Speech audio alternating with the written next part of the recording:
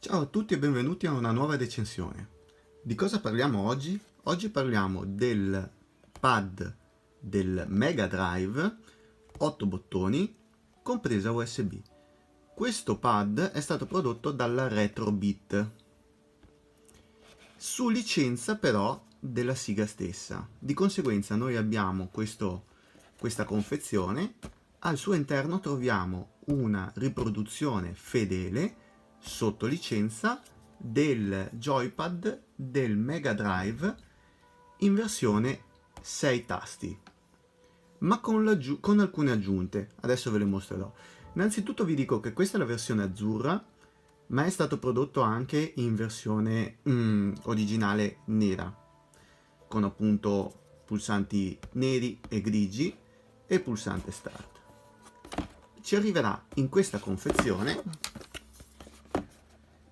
Come vedete qua abbiamo alcune informazioni a proposito del pad, che è appunto su licenza, compatibile con PC, Mac e Steam, e con tutti quanti quei sistemi tipo per esempio Raspberry o altri sistemi che permettono di emulare le nostre vecchie console. La disposizione classica dei 6 pulsanti, nuovi pulsanti LR, ma adesso vi mostrerò una lunghezza del cavo di 3 metri e la classificazione della qualità originale. Allora, il nostro pad, eccolo qua. Il nostro pad si presenterà così: fedele all'originale nelle plastiche, molto resistente, un bel feeling da tenersi in mano, la classica croce direzionale dei joypad della Sega, dal Mega Drive fino al Sega Saturn, che io personalmente trovo molto comoda, quindi molto piacevole da tenersi in mano rispetto, per esempio, cioè da utilizzarsi rispetto a un altro joypad, perché questo permette, questo D-pad permette di fare delle croci direzionali molto più precise. Insomma, a me piace, però qua si va un attimo a gusti. I 6 tasti, quindi A, B, C, X, Y e Z, quelli originali appunto del Mega Drive in versione 6 tasti, che è uscita principalmente per il Giappone, è uscita poi successivamente anche da noi, però non ha avuto lo stesso riscontro del joypad a 3 tasti del Mega Drive. Poi abbiamo il pulsante Start e un pulsante Mode posizionato qui, un pulsante L, un pulsante R. Se ben ricordate, noi qua avevamo unicamente il pulsante R nella nostra versione originale del Mega Drive, mentre invece mancava il pulsante L. Io, se non ricordo male, il pulsante che era posizionato qua era il pulsante Mode in realtà. Quindi quello che noi abbiamo qui è stato riposizionato e abbiamo 2 tasti aggiuntivi. Molto comodo. Le plastiche sono fantastiche. Come vedete la colorazione è incredibile. Cioè, a me questo effetto del blu rende veramente tantissimo, questo blu trasparente che è stato creato appositamente per questa versione. Guardandolo posteriormente abbiamo appunto l'effetto opacizzato dell'azzurro, che ci permette di vedere sotto la scheda. Vediamo che appunto è su licenza della Sega stessa, quindi appunto vedete Sega e Retrobit, made in China, quindi che sia chiaro, è comunque sempre un prodotto creato da dei laboratori cinesi, però con un certo tipo di qualità molto buona. Parliamo della presa USB, classica standard il cavo molto spesso e lungo 3 metri. Questa è una cosa fantastica, ottima veramente, vi dà la sensazione proprio di qualità quando lo prendete in mano. Da specificare che la Retrobit ha pensato bene di fare questo joypad in versione con uscita USB e con l'uscita classica del Mega Drive, per cui noi potremmo riprendere questo joypad per sostituire i joypad classici del Mega Drive qualora questi si fossero rotti e non riuscissimo a trovare quelli originali. Quindi ci dà la possibilità di avere un joypad nuovo da utilizzare con i nostri vecchi Mega Drive. È stato prodotto anche un joypad per il Sega Saturn con le forme del Sega Saturn. Anche qui abbiamo un joypad classico in colorazione grigia come quella uscita nera, scusate, come quella uscita in versione europea, e una versione invece nera trasparente con dei tasti colorati. Io adesso attualmente non ho da mostrarvela, però è molto molto bella anche quella, e anche lì appunto con uscita classica per il Sega Saturn e con l'uscita USB qualora volessimo utilizzarlo con le nostre console. Come vi dicevo, io ho avuto modo di provare il controller su Mac, Windows e con anche Raspberry. Devo dire che funziona egregiamente, è veramente ottimo. Voglio farvi vedere solamente alcune differenze con il joypad creato dalla 8-bit Dio, altra azienda giapponese che ha creato un joypad, però in questo caso non su licenza della Sega stessa, ma con le forme che riprendono un attimo quelli che sono i controller della casa giapponese. Questo joypad, come vedete, ha delle forme molto più arrotondate, forse si avvicina più al joypad del Sega Saturn, però come forme, diciamo, cambia solamente la forma estetica, ma i pulsanti e la croce direzionale sono i medesimi del Mega Drive, quindi io ve lo faccio vedere comunque. Che differenza noto io su questo joypad rispetto al joypad quello della Sega, quello della Retrobit?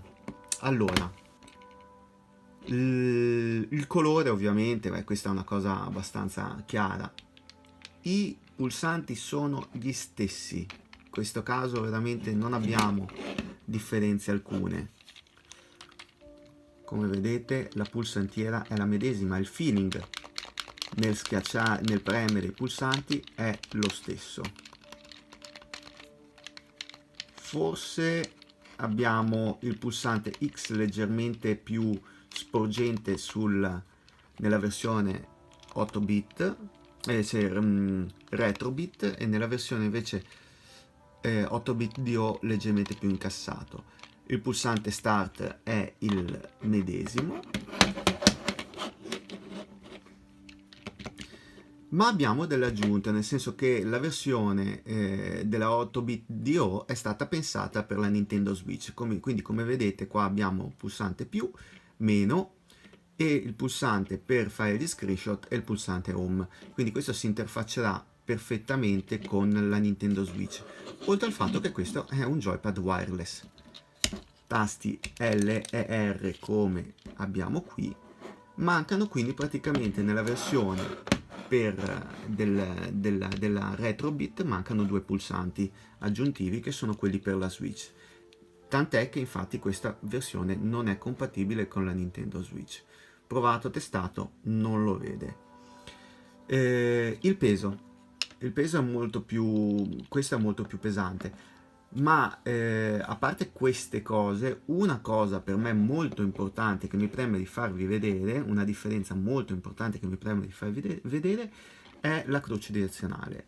Come vedete qua la croce è molto stabile, non si muove minimamente se io faccio così, quindi praticamente questa croce mi restituisce un feeling fantastico al tatto.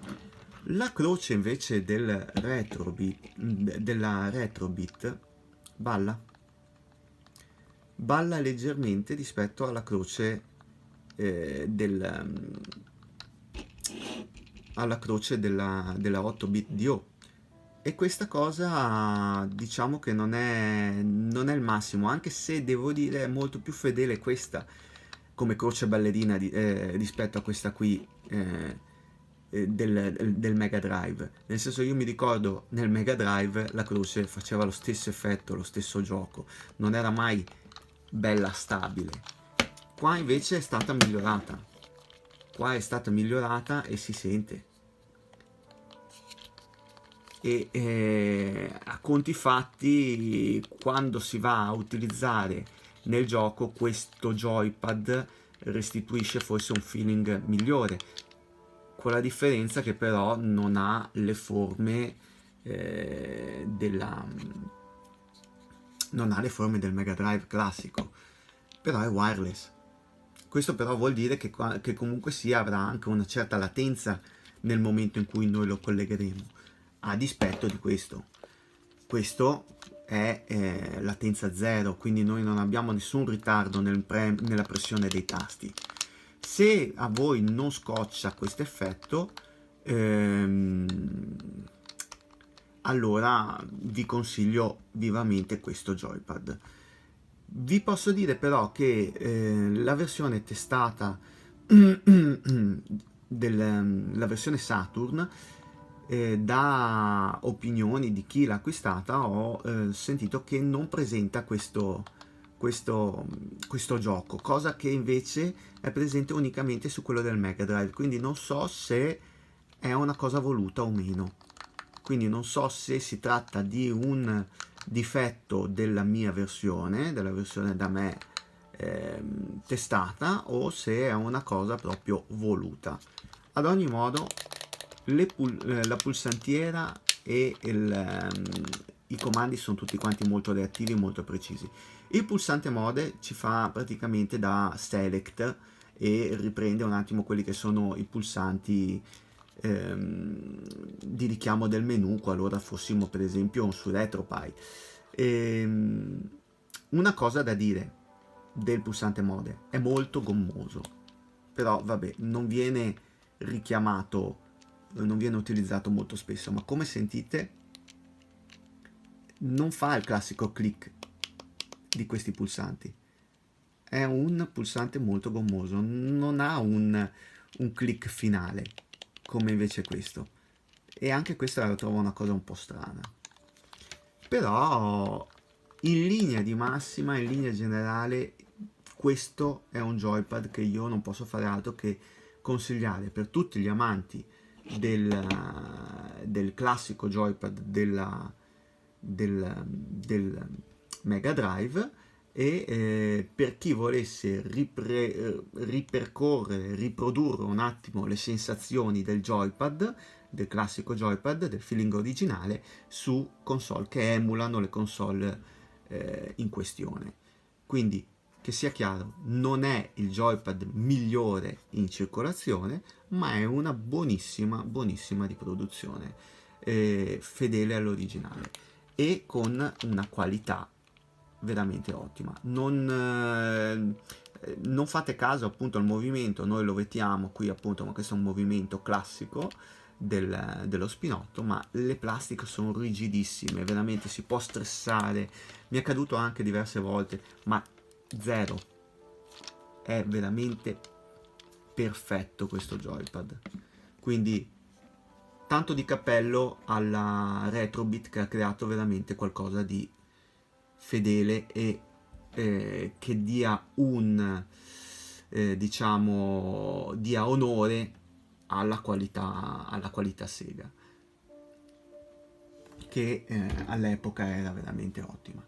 Quindi niente, mi sento di consigliarvi questo prodotto qualora appunto voleste avere un joypad in più per giocare ai vostri classici, che può andare bene sia appunto per Mega Drive o Sega Saturn, qualora voi aveste voglia di utilizzarlo per Sega Saturn.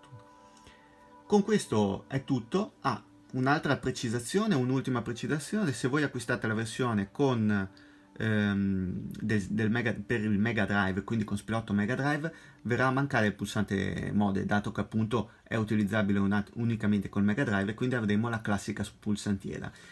Manca il pulsante mode, avremo solamente il pulsante qui, e quindi quello andrà a riprodurre fedelmente proprio tutta la classica pulsantiera.